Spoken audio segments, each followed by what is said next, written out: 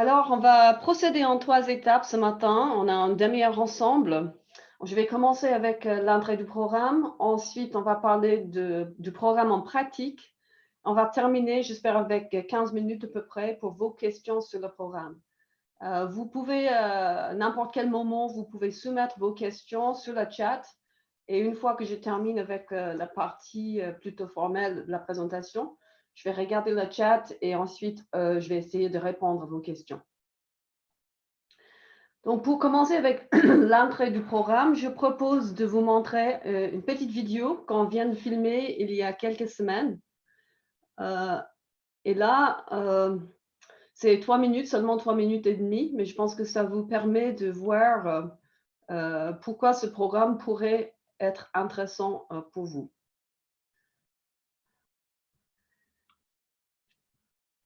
Et là, je dois vérifier que quand même le son marche bien. Est-ce que quelqu'un peut vérifier que vous écoutez bien la vidéo?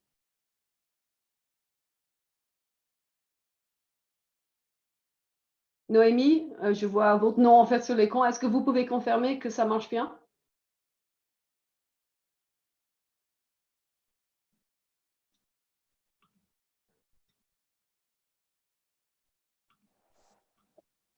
Il n'y a pas d'audio. Ok, très bien, merci beaucoup. C'est bon. Alors, je vais refaire Share Computer Sound. Ok, très bien.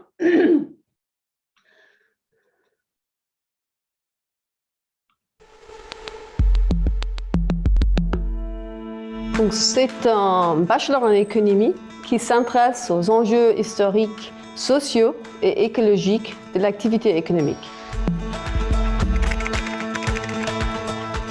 Ce qui est intéressant, voire fascinant par rapport à l'activité économique, c'est son importance pour une multitude d'aspects de la vie humaine. Parce que nous sommes motivés par des grandes questions historiques et actuelles par rapport à l'activité économique. Les fondations du développement économique, les origines des inégalités, ainsi que l'impact de l'activité économique sur la destruction environnementale. Vous allez apprendre comment utiliser l'histoire et toutes les sciences sociales pour éclaircir les phénomènes économiques d'une façon novatrice. Et enfin, parce que nous pouvons vous aider à maîtriser la pensée économique sans être maîtrisé par elle. Donc, en venant à cette faculté, vous commencez avec une première année pour vous aider à élargir vos horizons. Cette première année vous donne accès aux sciences politiques, à la géographie, à la sociologie, aux études genre, c'est-à-dire à d'autres matériels que l'histoire économique et l'économie politique. Dans la deuxième partie du programme, en revanche, vous aurez la possibilité d'approfondir vos connaissances en économie. Vous verrez évidemment le même matériel base que d'autres jeunes économistes, mais on va vous montrer assez rapidement qu'il y a beaucoup plus en économie que les courbes de l'offre et de la demande. Donc, si vous êtes intéressé par des questions importantes par rapport au fonctionnement, la dynamique et l'impact de l'économie, notre programme est pour vous. Nos étudiants sont motivés, sont passionnés, ils sont prêts à bosser quand ils ne maîtrisent pas quelque chose d'important et surtout, ils sont capables de penser par et pour eux-mêmes. Ils sortent de notre programme avec des compétences solides qui sont analytiques et techniques. Ils savent comment utiliser des statistiques, ils savent comment mener une enquête. De plus, ils peuvent construire un argumentaire logique et en voir les limites. Malgré toute l'importance sociale de l'économie, la discipline de l'économie a la réputation d'être le plus arrogant, le plus austère et le plus inaccessible de toutes les sciences sociales. Les gens qui enseignent l'économie ont souvent tendance à souligner les aspects techniques de la discipline et d'écarter les aspects plus politiques des débats qui sont très controversés. À l'Université de Genève, on a l'opportunité de participer à la reconstruction de la discipline de l'économie. Nous vous invitons à nous joindre, à participer à cette reconstruction et peut-être à influencer pour l'avenir le type de pensée économique que nous avons à notre disposition.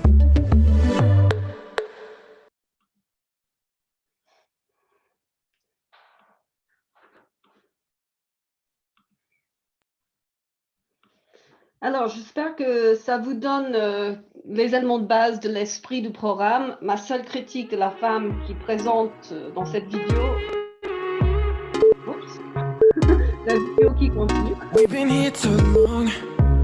I can't breathe, I can't take it slow. We're far away from home. On commence à entendre la musique que j'ai sur l'ordinateur pour une raison que je ne comprends pas. Ma seule critique, la femme qui présente dans cette vidéo, c'est qu'elle est incapable de sourire. Donc, je vais essayer quand même de sourire pour le reste de la présentation ce matin. Donc, quelques mots à ajouter par rapport au programme en termes pratiques. Donc, commençons peut-être avec les gens qui savent mieux que d'autres, c'est-à-dire les étudiants qui ont suivi le programme. Et donc, je trouve que c'est intéressant de regarder quelques mots de la part par rapport à leurs expériences du programme d'histoire, économie et société. Et donc, ce que vous voyez ici, c'est une forte appréciation pour l'interdisciplinarité du programme. Et surtout, l'idée que c'est l'économie, mais c'est l'économie qui est ancrée dans les sciences sociales, qui est enseignée comme si elle est une science sociale, qui est bien le cas à notre avis. Comme vous voyez ici, il y a un contraste qui est proposé par un étudiant entre l'économie enseignée comme faisant partie du management ou à côté du management et notre approche dans la faculté des sciences de la société. Les thématiques abordées sont très intéressantes. Donc, on parle de la migration, de la finance, de la distribution des revenus, donc toute une série de questions d'actualité, mais qui sont aussi des questions importantes dans l'histoire de nos sociétés. Et donc, surtout le fait que ça permet de comprendre la société dans son ensemble. Donc, il y a des enjeux économiques qui sont liés aux questions environnementales, aux questions sociales plus généralement, etc., etc. Et donc, pour résumer cette vision et cette réalité en fait du programme, ce qu'on peut évoquer, c'est vraiment l'existence de ce programme novateur au sein de la faculté des sciences de la société qui essaye de regrouper l'histoire, la société, l'économie dans un seul programme. Donc, il y a des forts avantages de faire l'économie dans cette façon, mais il y a aussi un aspect pratique qu'il faut quand même aborder avec vous, assez brièvement quand même pour une présentation d'introduction. Ce que vous avez, c'est une économie qui est présentée comme une économie pluraliste, c'est-à-dire on n'a pas une seule école d'économie qu'on veut vous présenter, on veut vous montrer qu'il y a quand même des controverses au sein de la discipline d'économie, des controverses qui sont très importantes par rapport à comment on peut comprendre la croissance économique, quelle est l'importance qu'il faut attribuer à la croissance économique par rapport à la distribution, les inégalités.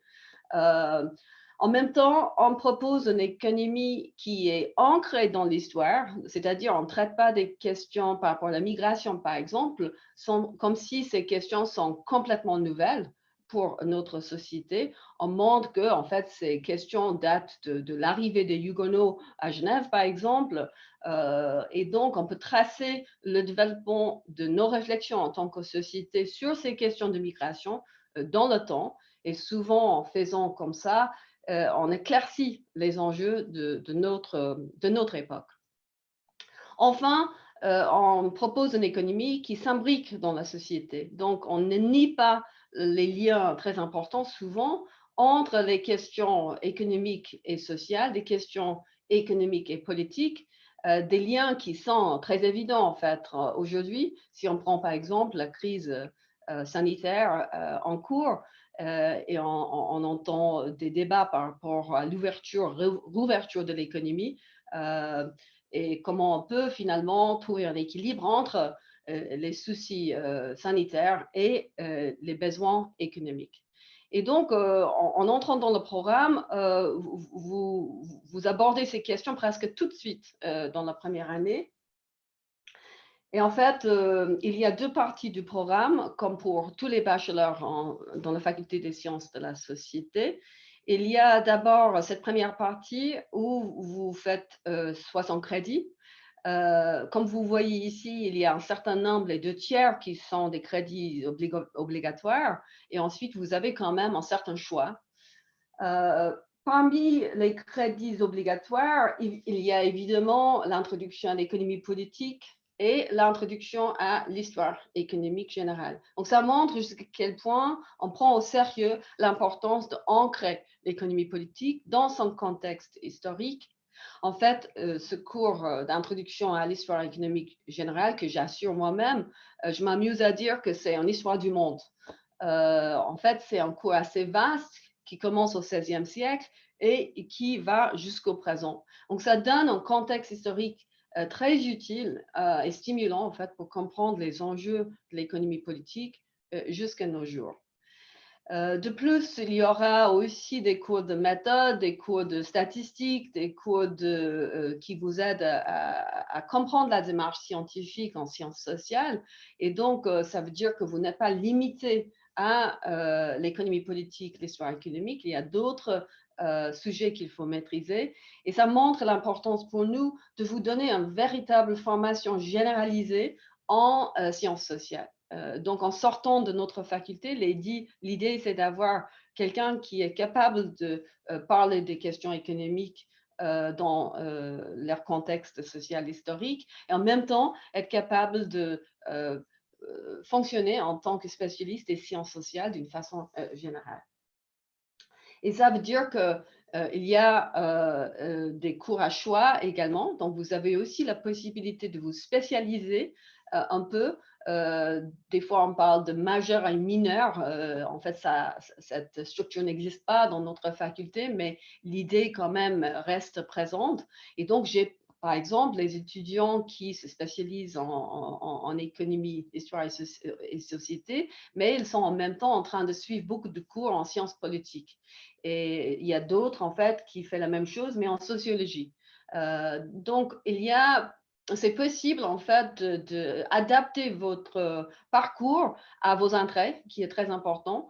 Et donc, quand vous passez à la deuxième partie du programme, on voit que cette possibilité de trouver votre propre chemin est même plus important dans la deuxième partie. Encore une fois, il y a évidemment des crédits obligatoires, donc on vous donne quand même la garantie d'être formé à la fin de ce programme en méthode et technique. Et donc, pour cette raison, il faut vraiment fournir des crédits qui sont obligatoires pour assurer que vous avez ces bases. Mais en même temps, quand vous voyez ici, vous avez pas mal de choix. Dans la deuxième partie, vous avez 30 crédits d'enseignement à choix dans notre département et aussi 24 crédits d'enseignement à option dans la même faculté. De plus, vous avez 12 options libres qui vous permettent en fait d'aller ailleurs, de chercher dans d'autres facultés des cours à suivre. Donc, c'est un programme qui est très enrichissant dans le sens que vous, les étudiants et les étudiantes, ont la capacité de vous orienter dans la direction qui vous intéresse le plus. Et je pense que ça, c'est un des points forts de notre programme.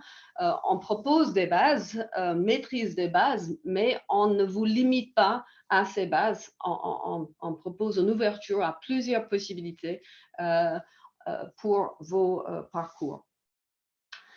Vous aurez aussi, comme dans tous les bachelors dans la faculté des sciences de la société, la possibilité, voire l'obligation de faire un projet de recherche. Ça, c'est un petit projet de recherche, ce n'est pas aussi petit que ça, c'est un travail de 30 pages à peu près.